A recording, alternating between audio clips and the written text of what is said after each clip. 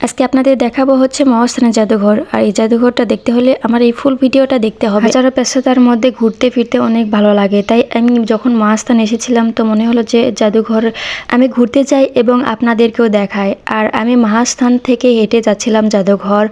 আর এটা মূলত 10 টাকা বাঁচানোর জন্য না, এটা আমি এরকম এগুলো ধ্বংসস্তূপ, এগুলো প্রাচীন জিনিসগুলো দেখতে দেখতে যাচ্ছিলাম।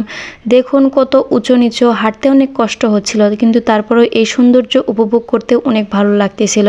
এই প্রাকৃতিকের মাঝে আর এরকম প্রাচীন জিনিসগুলো দেখতে অসম্ভব সুন্দর লাগতেছিল। আর এগুলো অনেক লম্বা প্রাচীন ছিল, যেগুলো এখন ধ্বংসস্তূপ। এরকম মাটির নিচে এরকম ডেবে গেছে এবং ওপর থেকে উঠে গেছে, যার কারণে মানুষ এরকম হাঁটাচলা করতে পারতেছে এই রাস্তার ওপর দিয়ে, মানে এক কথায় রাস্তা হয়ে গেছে। তারপরেও দেখুন নিচে যেগুলো জমি আছে সেগুলো কত নিচু, আর হয়তো বা ক্যামেরায় অতটা ফুটিয়ে তুলতে পারতেছি না। আর চারিপাশে জমি জমা আবাদ করা হয়েছে, আলু, মরিচ, এরকম অনেক কিছু লাগানো হয়েছে, ধান।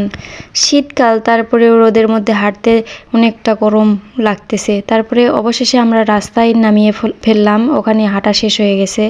তারপরে দেখুন আমরা এই জাদুঘরের ভিতর ঢুকে পড়লাম। আর ভিতরে বলতে ভুল হবে, আমরা গেটে ঢুকে পড়লাম। আর এখানে টিকিট কাটতে হবে, জনপ্রতি 30 টাকা করে টিকিট নিচ্ছে। আর আমার স্বামী ওখানে টিকিট কাটলো, আমার জন্য একটা নিয়ে এসেছে। দেখুন এই যে টিকিট।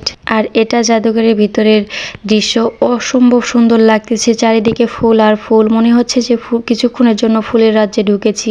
চারিদিকে সব গাছেই প্রায় ফুল হয়েছে। আমি, আমার বান্ধবী, আমার স্বামী কিছুটা ফটো নিলাম, ফটোশ্যুট করলাম। এত সুন্দর ফুল দেখে কি আর আমরা লোভ সামলাইতে পারি, তাই ফটোশ্যুট করে নিলাম। চারিদিকে অসম্ভব সুন্দর লাগতেছে, মনে হচ্ছে যে কিছুক্ষণের জন্য হলে আমরা ফুলের রাজ্যে এসেছি, আমরা জাদুঘরে আসিনি। তারপরে আমরা জাদুঘরের ভিতর ঢুকে পড়লাম।